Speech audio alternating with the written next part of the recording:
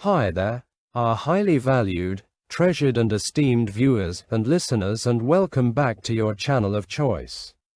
This video I am about to present was compiled by Dr. Nath Arua, a clinical pharmacist by training and profession who is the founder of Progressive Pharmacotherapy Consultants, the premier virtual clinical pharmacy institute for capacity building for healthcare workers. The Virtual Clinical Pharmacy Institute with a difference, where patient safety, medication therapy management and optimal clinical outcomes are very crucial and non-negotiable to us. Here we seek to remain your premier source of crucial tips for high-impact pharmacotherapy services. So, on behalf of the Institute, I humbly urge you all to sit back and spare me part of your very precious time to share with you very useful tips which may prove very, very handy in your line of duty. I now welcome you all to part 551 of our pharmacotherapy series, which majors in bipolar disorder. The next question reads, what is the role of psychotherapy in bipolar disorder?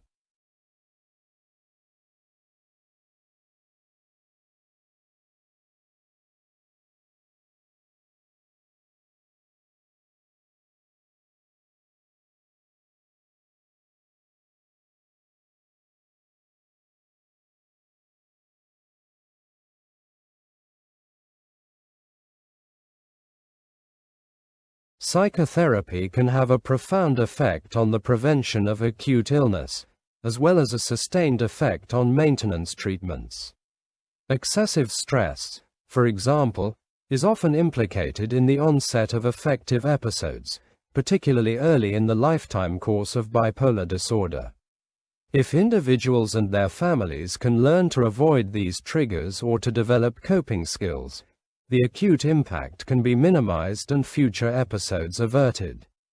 Therapy may also help the family to cope with the extreme emotions and disruption that are the hallmark of acute manic and depressive episodes. Violent outbursts, infidelity, financial debts, substance abuse, suicidal thinking, and loss of self-esteem may all be a byproduct of mood recurrence, and family members must come to terms with such calamities, as well as fears surrounding future episodes. Regular sleep-wake cycles seem vital to the maintenance of euthymic states. Thus, improvements in sleep hygiene may be encouraged in these sessions. Last, sustained medication adherence must also be emphasized. Individuals with bipolar disorder will often stop their medications in an effort to resume the highs of mania or because of the cumulative side effect burden of complex psychotropic regimens. Psychotherapy can have a profound effect on the prevention of acute illness, as well as a sustained effect on maintenance treatments. Excessive stress, for example, is often implicated in the onset of affective episodes, particularly early in the lifetime course of bipolar disorder. If individuals and their families can learn to avoid these triggers or to develop coping skills, the acute impact can be minimized and future episodes averted. Therapy may also help the family to cope with the extreme emotions and disruption that are the hallmark of acute manic and depressive episodes. Violent outbursts, infidelity, financial debts, substance abuse, suicidal thinking, and loss of self-esteem may all be a byproduct of mood recurrence, and family members must come to terms with such calamities, as well as fears surrounding future episodes. Regular sleep-wake cycles seem vital to the maintenance of euthymic states. Thus, improvements in sleep hygiene may be encouraged in these sessions. Last, sustained medication adherence must also be emphasized. Individuals with bipolar disorder will often stop their medications in an effort to resume the highs of mania or because of the cumulative side effect burden of complex psychotropic regimens. The specific psychotherapeutic approach to bipolar disorder is generally quite similar to interventions offered to individuals with schizophrenia. Family-focused therapy seems to be quite effective as a cognitive behavioral and interpersonal and social rhythm therapy. Collaborative care models have been extensively studied for unipolar depression in primary care settings, but the effectiveness of collaborative care models for bipolar illness is less clear.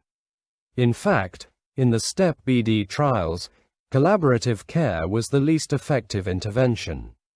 Reported response rates were 77% with family-focused therapy, 64% with interpersonal and social rhythm therapy, 60% with cognitive behavioral therapy, and 54% with collaborative care.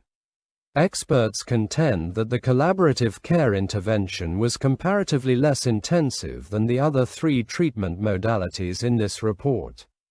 Although most experts advocate for regular physical activity to prevent bipolar mood swings, the body of literature supporting such an approach is very limited. Lifestyle surveys have demonstrated that people afflicted with bipolar disorder are less likely to exercise and more likely to exhibit poor dietary habits than those without a serious mental illness. Theoretically, exercise may improve dietary habits, regulate sleep, increase energy, and promote euthemic moods. As a result, increased physical activity would be expected to improve the prognosis of bipolar illness and should be encouraged at the very least for the physical health benefits. The next question reads, are there other treatment options for bipolar disorder?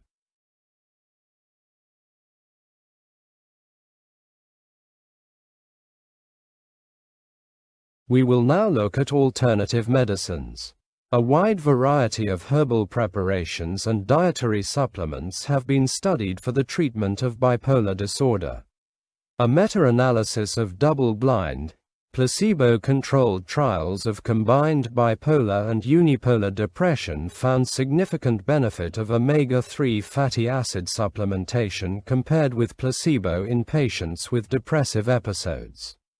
In most cases, omega-3 fatty acid supplementation, including eicosapentaenoic acid alone or in combination with docosahexaenoic acid, was used as adjunctive treatment. The doses studied ranged from 1 gram per day of eicosapentaenoic acid to 9.6 grams per day of combined eicosapentaenoic acid and docosahexaenoic acid. Inositol was recently compared with lamotrigine and risperidone in an augmentation trial for bipolar depression.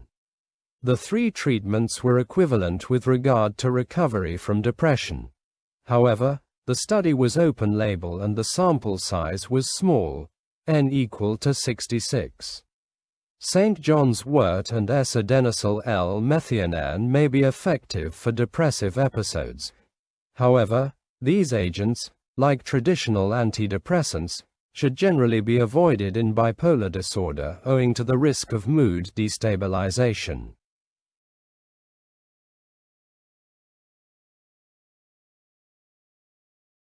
Finally, we will discuss electroconvulsive therapy. Electroconvulsive therapy is effective in all phases of bipolar disorder and continues to play a vital role in the contemporary treatment of mood disorders. The efficacy of electroconvulsive therapy in bipolar depression is equivalent to unipolar depression, with approximately 80% of patients achieving a response and 60% meeting criteria for remission. The benefits of electroconvulsive therapy in acute mania are similarly impressive. In a review spanning 50 years of research, remission or marked clinical improvement was achieved in 80% of patients. Bipolar disorder medication regimens need to be carefully evaluated before electroconvulsive therapy treatment. Anticonvulsants and benzodiazepines raise the seizure threshold and interfere with the effectiveness of electroconvulsive therapy. A retrospective analysis found that patients taking anticonvulsants achieved the same overall clinical response, but required more electroconvulsive therapy treatments and a longer hospital stay. An exception is the concurrent use of lamotrigine, which appears to have no significant effect on electrical stimulus dose or seizure duration. Lithium use with electroconvulsive therapy has been discouraged on the basis of early reports of organic brain syndrome. However, a more recent prospective study found the combination to be safe in a younger population without risk factors for electroconvulsive therapy complications.